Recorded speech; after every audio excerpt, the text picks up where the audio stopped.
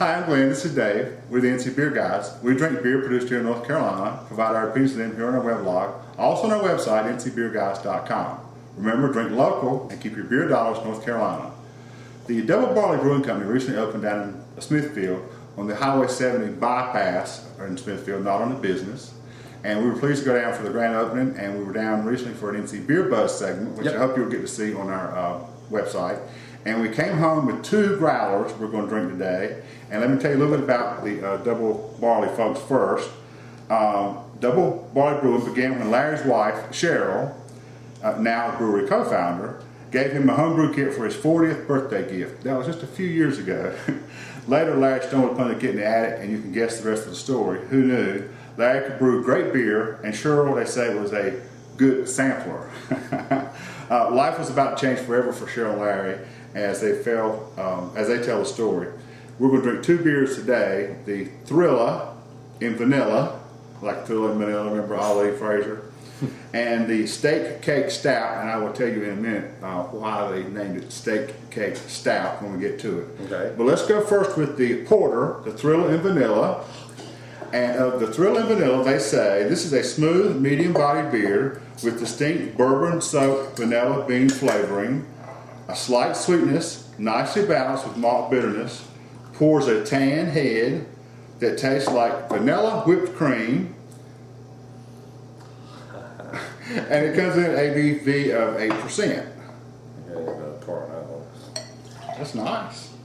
Yeah, this is probably too little. And the inspiration for the name comes from their vision of the vanilla beans duking it out in the mix.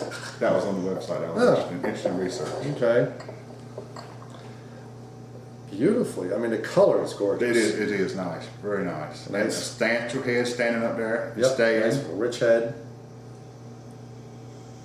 And this one, I don't even have to taste it because I've already had it. But it is unbelievable. When you say you want vanilla, find the beers that give you and deliver vanilla. Well, as you know, we've always been big about, if you're going to push your beer as something or advertise it, promote it as a certain kind or certain flavors, certain distinctness, then they need to live up to that. Mm-hmm. This one, you certainly get the vanilla. And as Dave said, we've had a taste of this before. It's got a malty aroma. I'm not getting the vanilla aroma, so I can't say. Oh, no, you get plenty of taste. But the taste is crazy. And you pick up some of the bourbon in the aroma, but again, that's not as substantial as the taste is. Right. I would be turned, if it was a lot of bourbon, I get turned off. If you've seen the previous episodes, that some of the beers you get are substantially bourbon. And bourbon's nice. He would go nuts with it. Yeah, I tend to like the bourbonness all to a point, and then again, at some point, it becomes just like it's bourbon. Beer flavored bourbon. Right.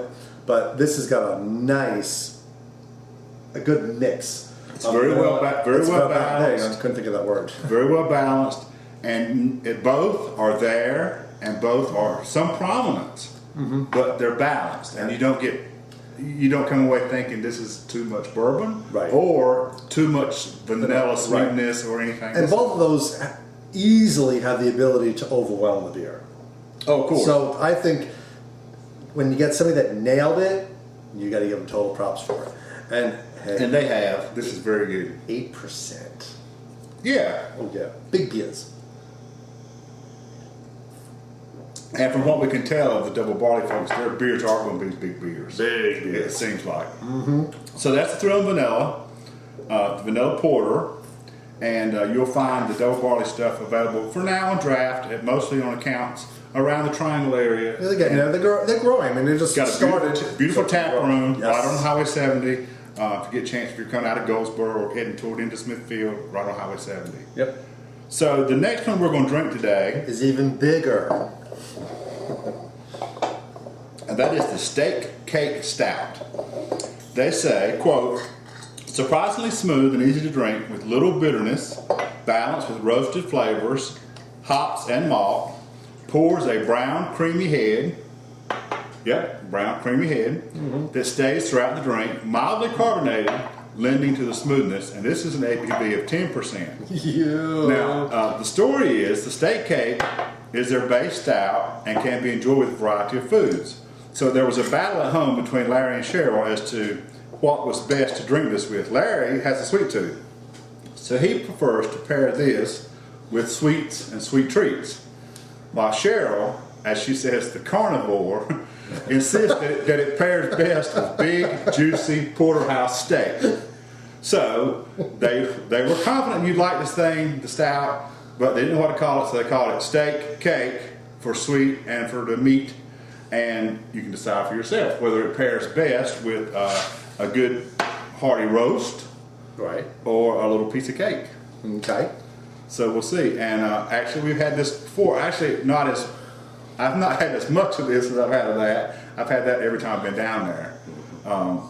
The steak cake, I had a sample of it at some point along the way.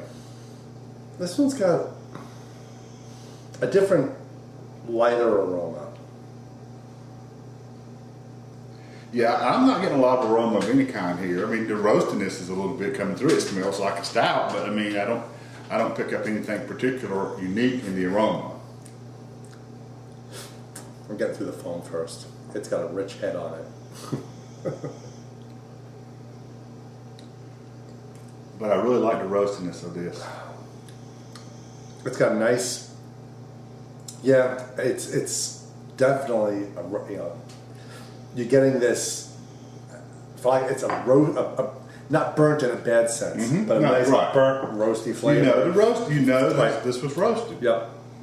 Which is nice. I mean, this would definitely be, because of the style that it is a stout, that you want this in the cold weather, and since we're coming into the cold weather, it just fits perfectly. And what I like about this, and I like flavored stouts too, and we're guilty of that as well, but some stouts can be overdone with additives.